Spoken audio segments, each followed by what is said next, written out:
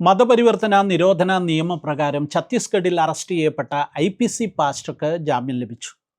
ഛത്തീസ്ഗഡ് തലസ്ഥാനമായ റായ്പൂരിൽ നിന്ന് 85 കിലോമീറ്റർ അകലെ രാജനന്ദഗാവ് ഡിസ്ട്രിക്റ്റിലെ ധർമ്മപൂർ IPC സഭയുടെ ശുശ്രൂഷകനും സെൻട്രൽ പാസ്റ്ററുമായ കോട്ടയം തലയോലപ്പറമ്പ് സ്വദേശി പാസ്റ്റർ ഡേവിഡ് ചാക്കോയ്ക്കാണ് ജാമ്യം ലഭിച്ചത്. മാർച്ച് 21 ശനിയാഴ്ചയായിരുന്നു അദ്ദേഹത്തെ പോലീസ് മതപരിവർത്തന നിരോധന നിയമപ്രകാരം അറസ്റ്റ് ചെയ്തത്. കോട്ടയം തലയോലപ്പറമ്പ് പുത്തൻമനയിൽ ഡേവിഡ് ചാക്കോ കഴിഞ്ഞ 33 വർഷമായി ഉത്തരേന്ത്യയിൽ ജീവിക്കുകയും സുവിശേഷ വേല ചെയ്യുകയും ചെയ്യുന്നു. വേൾപൂൾ കമ്പനിയുടെ ഹോം അപ്ലയൻസസ് വിഭാഗത്തിൽ സർവീസ് എഞ്ചിനീയറായാണ് അദ്ദേഹം ഉത്തരേന്ത്യയിൽ എത്തുന്നത്. എന്നാൽ ജോലിയോടൊപ്പം സുവിശേഷ വേലയും ചെയ്തിരുന്ന അദ്ദേഹം 2005 മുതൽ പൂർണ്ണസമയ സുവിശേഷ വേലയിലേക്ക് മാറി. കഴിഞ്ഞ 21 വർഷമായി ഛത്തീസ്ഗഡിലെ രാജനന്ദഗാവ് ഡിസ്ട്രിക്റ്റിൽ IPC ശുശ്രൂഷകനായും പിന്നീട് സെൻട്രൽ പാസ്റ്ററായും അദ്ദേഹം സേവനമനുഷ്ഠിക്കുന്നു. ഇദ്ദേഹത്തിൻ്റെ സെൻറ്ററിൽ 50-ലധികം സഭകളും ശുശ്രൂഷകന്മാരുമുണ്ട്. ധർമ്മപൂരിൽ സഭാ പ്രവർത്തനത്തോടൊപ്പം ഡിവൈൻ റീഹാബിലിറ്റേഷൻ സെൻറ്റർ എന്ന പേരിൽ ഗവൺമെൻറ് ലൈസൻസ് ഉള്ള ഒരു സ്ഥാപനവും അദ്ദേഹം നടത്തുന്നുണ്ട്. 2025 ഒക്ടോബർ മാസത്തിൽ ഇവിടെ സഭയ്ക്ക് വേണ്ടിയും റീഹാബിലിറ്റേഷൻ സെൻറ്ററിന് വേണ്ടിയും പണിത കെട്ടിടത്തിൻ്റെ ഉദ്ഘാടനം നടത്തിയിരുന്നു. അതേ തുടർന്ന് പ്രാദേശികമായ ചില മാധ്യമ പ്രവർത്തകർ അദ്ദേഹത്തെ സമീപിക്കുകയും വലിയൊരു തുക ആവശ്യപ്പെടുകയും ചെയ്തു. പണം നൽകാൻ തയ്യാറാകാത്തതിനെ തുടർന്ന് മാധ്യമങ്ങളിൽ ഇവിടെ മതപരിവർത്തനം നടത്തുന്നു എന്ന നിലയിൽ റിപ്പോർട്ടുകൾ വരുവാൻ തുടങ്ങി.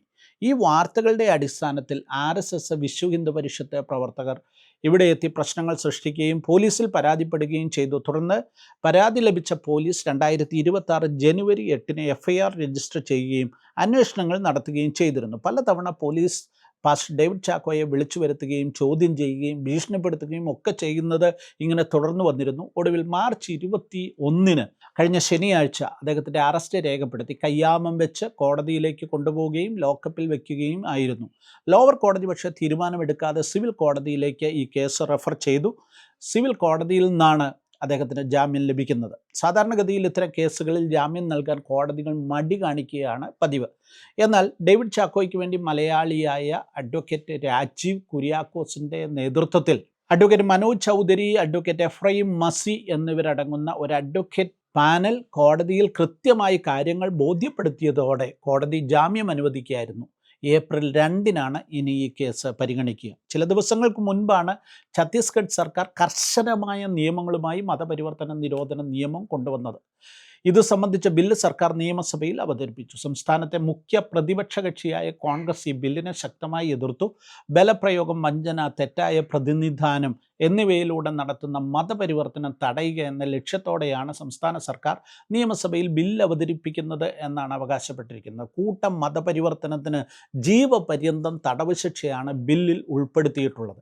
പ്രായപൂർത്തിയാകാത്തവർ, മനോദൗർബല്യമുള്ളവർ, പട്ടികജാതി, പട്ടികവർഗ, പിന്നോക്ക വിഭാഗം എന്നിങ്ങനെയുള്ള പല വിഭാഗങ്ങളിൽപ്പെട്ടവരെ നിർബന്ധിത മതം മാറ്റത്തിന് വിധേയമാക്കിയാൽ 20 വർഷം വരെ തടവ് ശിക്ഷ ലഭിക്കാവുന്ന നിയമമുള്ള ബില്ലാണ് അവതരിപ്പിച്ചത്. 2 അതിലധികമോ പേർ ഒരു ചടങ്ങിൽ ഒന്നിച്ച് മതം മാറുന്നതിനെ കൂട്ടം മതപരിവർത്തനം എന്നാണ് ബില്ലിൽ നിർവചിച്ചിരിക്കുന്നത്. ആഭ്യന്തര വകുപ്പ് കൂടി കൈകാര്യം ചെയ്യുന്ന സംസ്ഥാന ഉപമുഖ്യമന്ത്രി വിജയ് ശർമ്മയാണ് ബില്ല് നിയമസഭയിൽ അവതരിപ്പിച്ചത്.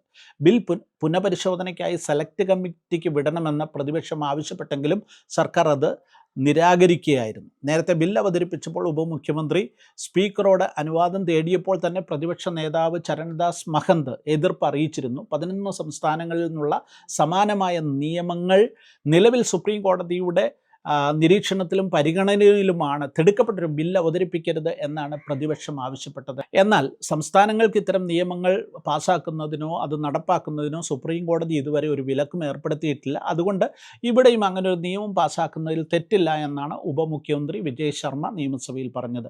അതിന് പിന്നാലെയാണ് ബില്ല് അവതരിപ്പിക്കുകയും അത് അനുമതി നൽകുകയും പാസ്സാക്കുകയും ഒക്കെ ചെയ്ത്. ഒഡീഷ, മധ്യപ്രദേശ്, ഛത്തീസ്ഗഡ്, ഗുജറാത്ത്, അരുണാചൽ പ്രദേശ്, ഉത്തരാഖണ്ഡ് തുടങ്ങി 12 സംസ്ഥാനങ്ങളിൽ ഇപ്പോൾ നിർബന്ധിത മതപരിവർത്തന നിരോധന നിയമം പാസാക്കി കഴിഞ്ഞിരിക്കുന്നു. ഇതെല്ലാം BJP ഭരിക്കുന്ന സർക്കാരുകളാണെന്നുള്ളതും ശ്രദ്ധേയമായ കാര്യമാണ്.